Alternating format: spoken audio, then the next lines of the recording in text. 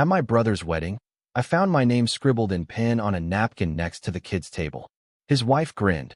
"We thought you'd be low maintenance." Then I noticed my $6,800 gift had already been opened. I picked it up, smiled, and declared, "Then you won't mind if I take this back." Her smile faded. "Wait, are you serious?" I, 32M, discovered my family's true colors at my brother's wedding and decided to give them exactly what they deserved. The invitation arrived 3 months before the wedding, elegant cream cardstock with gold lettering. My brother was finally marrying his college sweetheart after 5 years together. I'd been looking forward to this day, genuinely excited to celebrate with family I rarely saw anymore since moving across the country for work. What I didn't expect was to find my name hastily scribbled in blue ballpoint pen on a paper napkin, tucked between 2 6-year-olds at what was unmistakably the children's table. I stood there in my best suit, holding the napkin with my name barely legible in someone's rushed handwriting, watching as my cousins, aunts, and uncles chatted comfortably at the elegantly set adult tables nearby. The kids around me were coloring with crayons and asking where their chicken nuggets were. My sister-in-law appeared beside me with that particular smile women get when they're about to deliver bad news but want to seem pleasant about it. She explained that they'd run short on space and figured I'd be low maintenance about the seating arrangement. After all, I was always so easygoing about everything, and the kids would probably enjoy having an adult to help them with their food. I felt something cold settle in my stomach as I processed this. Low maintenance. They'd relegated me to the kids' table because they assumed I wouldn't make a fuss. At my own brother's wedding, while distant relatives and family friends got proper seats with the adults. But what really made my blood pressure spike was what I noticed next. In the corner of the reception hall, on the gift table that was supposed to remain unopened until after the ceremony, I spotted something that made my hands clench into fists. The distinctive packaging of the custom-made watch I'd spent months researching and ordering. The same watch that had cost me $6,800 and 3 weeks of back-and-forth emails with a Swiss manufacturer to get the engraving just right. The box was open. Not just opened, but displayed, with the watch case tilted so everyone could see the expensive timepiece inside. My brother was actually wearing it, showing it off to his groomsmen like some kind of trophy. They'd opened my gift before the ceremony even started, before I'd even found my seat at the kids' table, and were already treating it like their personal property. I walked over to the gift table, my footsteps feeling strangely detached from my body. Several family members were admiring the watch display, and I heard my brother explaining to someone how his brother had excellent taste in gifts. He was beaming, completely oblivious to what was about to happen. I reached for the watch box, my movements deliberate and calm. The room seemed to slow down around me as I picked up the expensive timepiece, feeling its weight in my hands one last time. Then I smiled, the kind of smile that doesn't reach your eyes, and announced to the small crowd gathered around the gift table that since they thought I'd be so low maintenance about everything, they surely wouldn't mind if I took this back. The silence that followed was deafening.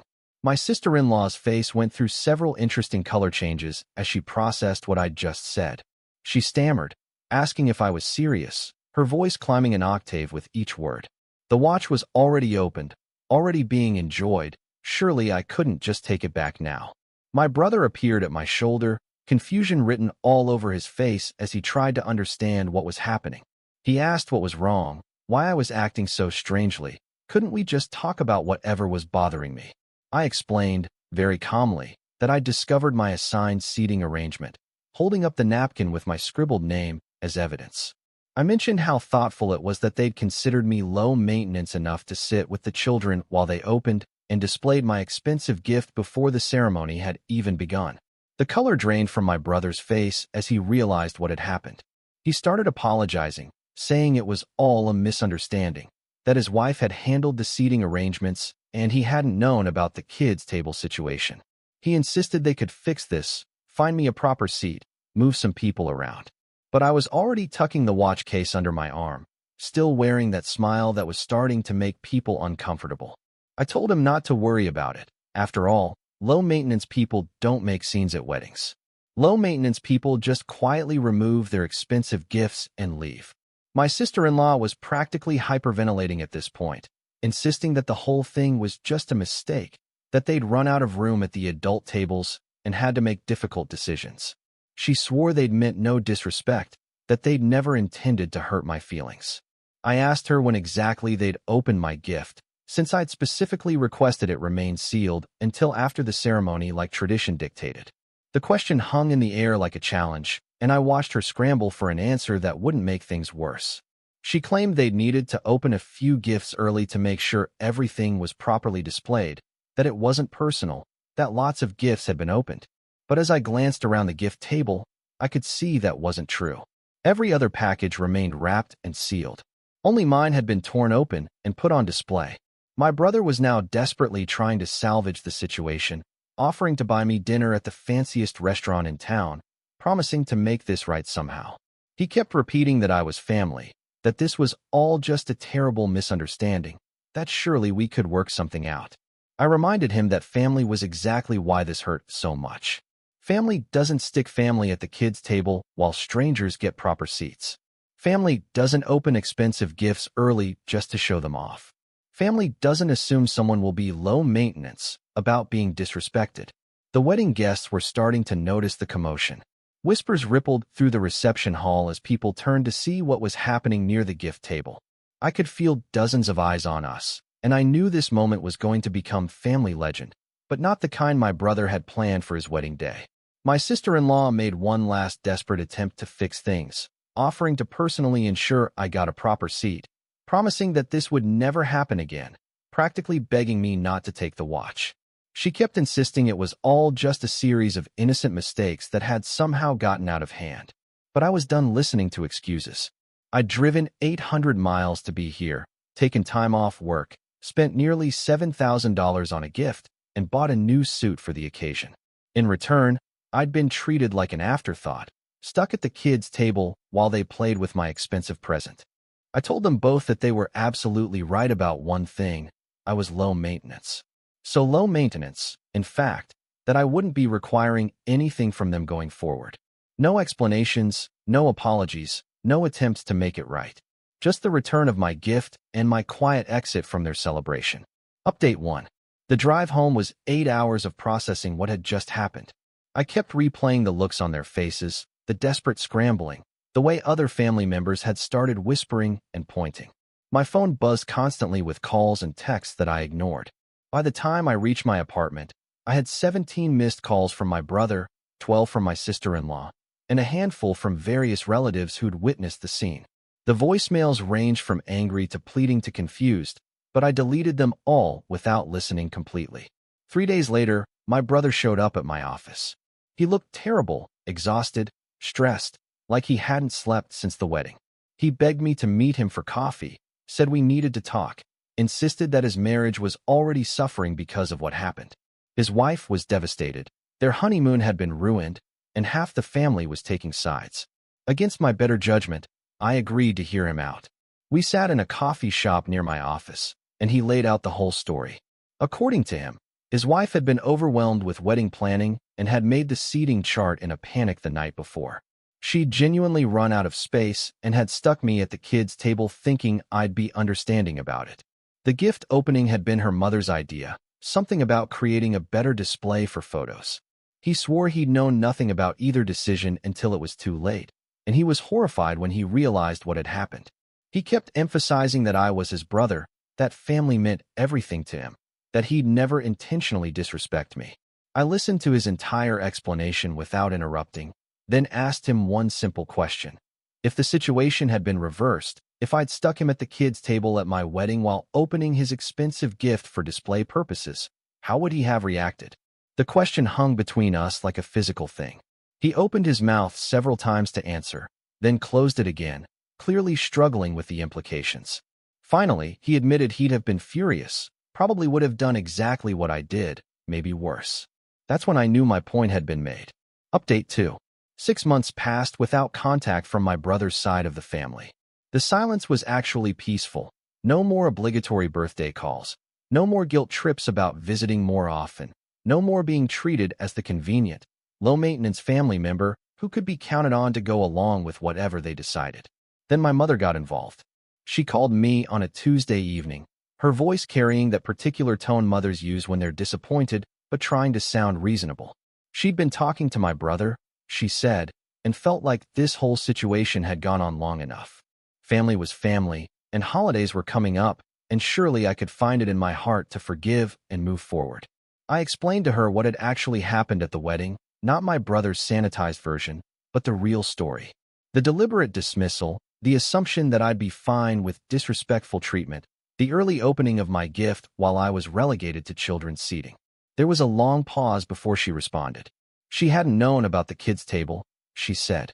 My brother had only mentioned that there'd been a misunderstanding about seating arrangements. Nothing about me being stuck with 6-year-olds while strangers got proper seats.